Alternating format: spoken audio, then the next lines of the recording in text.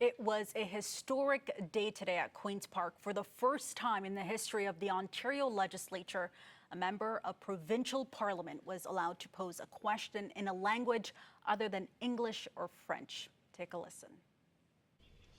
Machine wikitudan eha hukumawan ega jabat stigadeg and snimun. Gwenwan skunugam gungagiustuad. Machine ayawag huma kagi manenamado ewem tugujimuat machine uma ayawag egi kasindo uma suban eyabatisnet en simuat machine ge ayawag huma kagi manenamado e paktondo e ktian kihindo en siminanok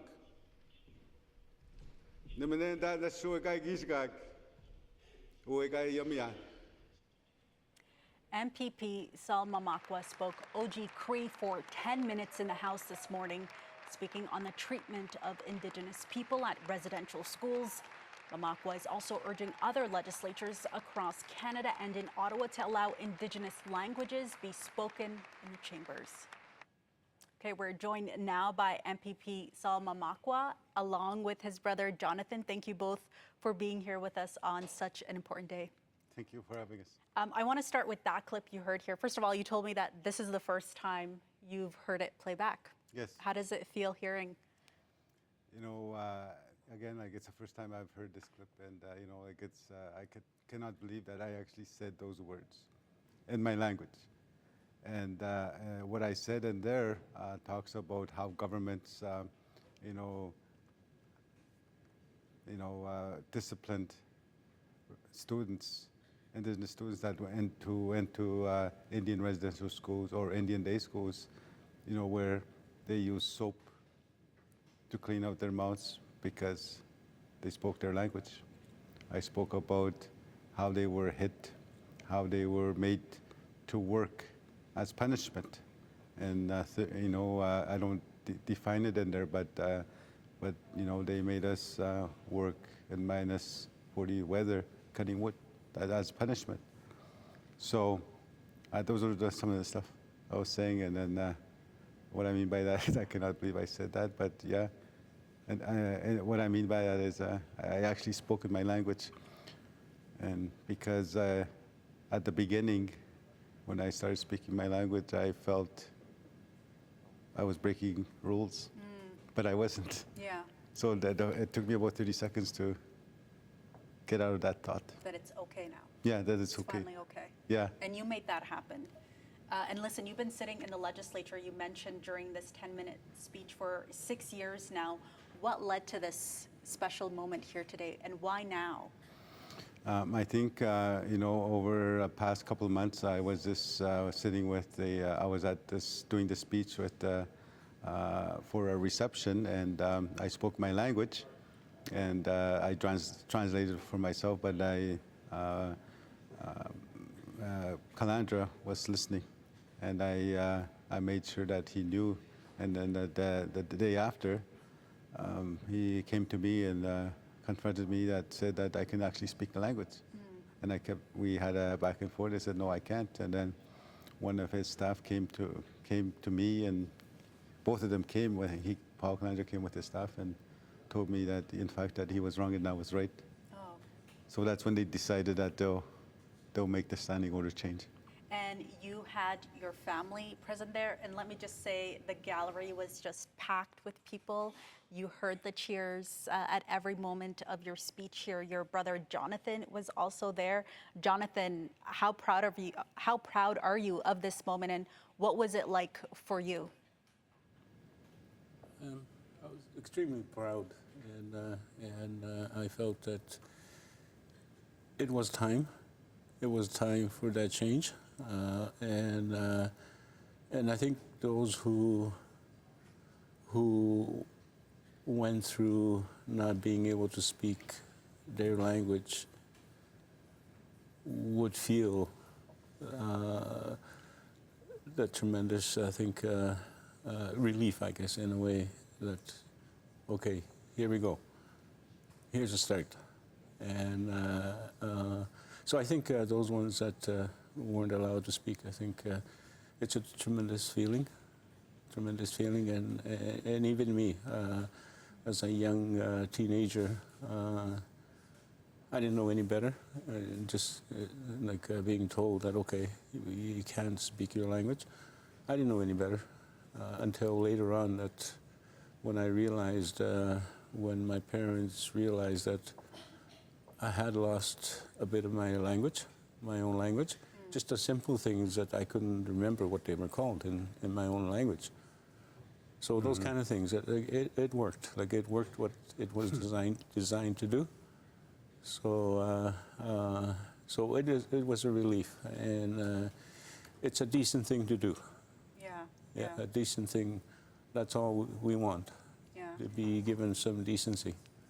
And it's so important when you think about just language and how it connects you to your family, generations in your community as well, and to be able to have that in common is such a beautiful thing. Not a lot of us are able to hold on to our languages.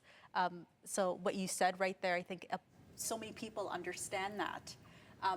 And I wanted to ask you, we never really see a lot of the images we saw here today. A standing ovation. You had Premier Doug Ford crossing the floor, coming to shake your hand.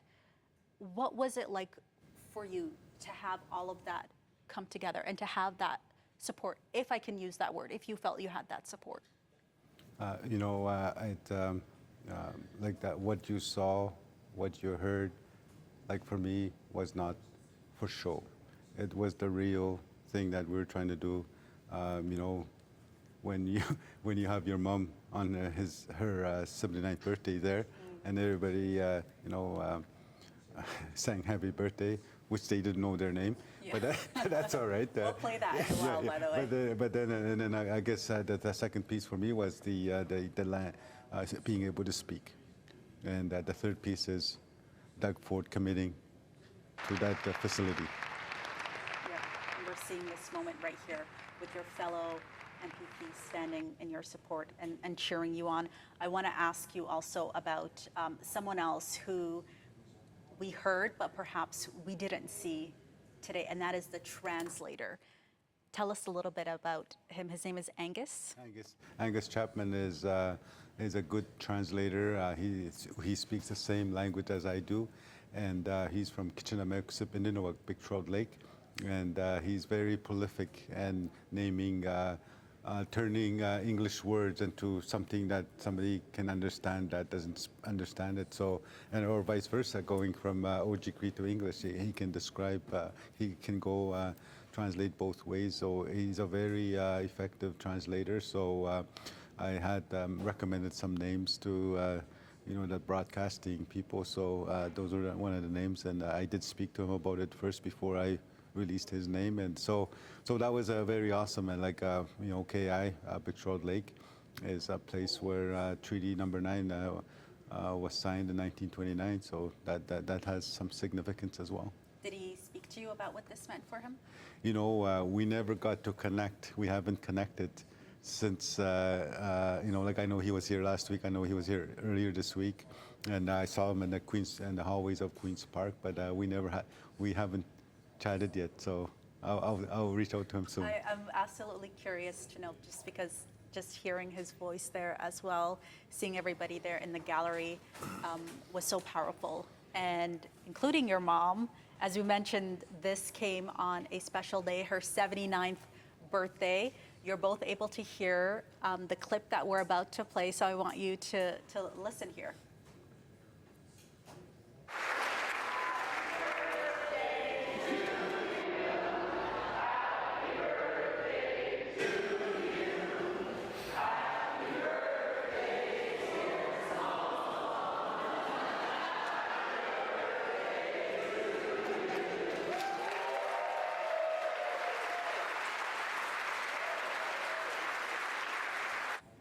Happy birthday to Sol Mamakwa's mom. Yeah.